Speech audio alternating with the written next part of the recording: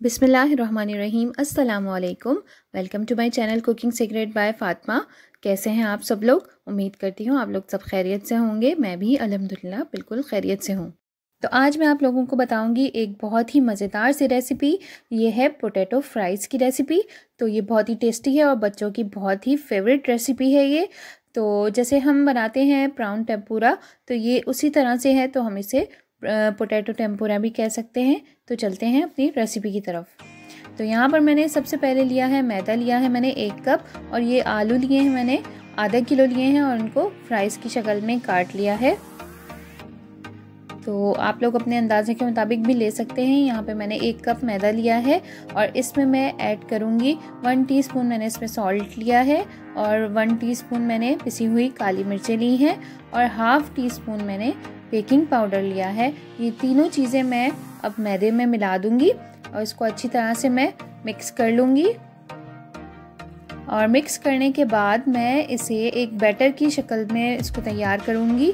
और 1 गिलास मैंने पानी लिया है और मैं इसमें थोड़ा थोड़ा करके डालती जाऊँगी और इसको अच्छी तरह से मिक्स कर लूँगी। और इसके लिए हम एक थिक सा बैटर तैयार करेंगे। उसकी थिकनेस ऐसे हो, हम चेक कर लेंगे कि एक पोटैटो को उसमें डिप करके देख लेंगे कि जो बैटर है वो पोटैटो पे अच्छी तरह से लगना चाहिए। तो ये अब मैं थोड़ा थोड़ा जो है इसमें पानी मिलाकर इसको मिक्स करती जा रही हूँ। इसको अच्छी तरह से मिक्स कर लेंगे। विस्क से इसको हम बीट करेंगे हाथ से ही, ताकि इसमें कोई लम्स ना रहे। तो बहुत अच्छी तरह से हम इसको मिक्स कर लेंगे।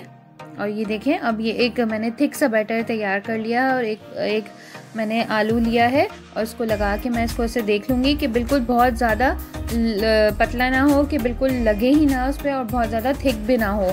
बहुत ज़्यादा थिक भी होगा बैटर तो फिर फ्राइज़ हमारे अच्छे से नहीं बनेंगे। तो अब ये मैंने काफ़ी सारे फ्राइज़ लिए और इसमें मैंने डाल दिए हैं बैटर में। और अब एक एक करके मैं, ऑयल गर्म हो गया था तो उसमें मैं अब डालती जाऊँगी।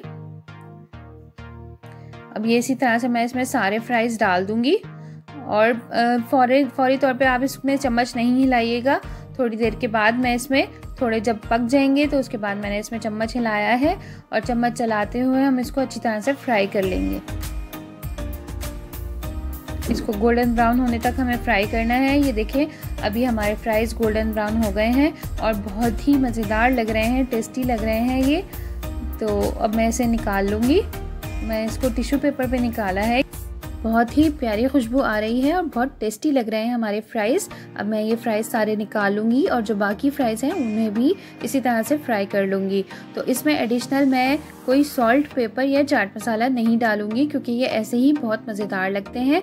लेकिन अगर आप लोग स्पाइसी पसंद करते हैं तो आप अपनी पसंद के मुताबिक चाट मसाला इस पर डाल सकते हैं।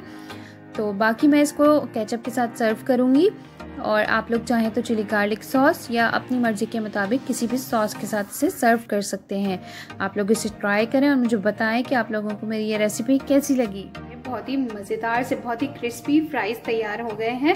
ये पोटैटो टेम्पुरा हमारा तैयार है। अब मैं इसको दिखाती हूँ कि ये कितना क्रिस्पी है।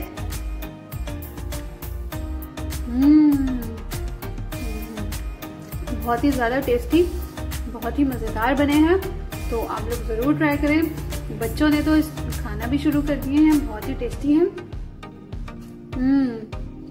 बहुत ही क्रंची और क्रिस्पी हैं। आप लोग ज़रूर ट्राई करें, बच्चों को बहुत पसंद आएंगे। और मुझे फीडबैक दें कि आप लोगों को मेरी ये रेसिपी कैसी लगी। और मुझे आप लोगों के फीडबैक का इंतज़ार रहेगा। कमेंट्स करें, मेरे चैनल को सब्सक्राइब करें और मेरी वीडियोज़ को ज़्यादा से ज़्यादा शेयर करें। अपना बहुत ज़्यादा ख्याल रखें। अल्लाह हाफिज़।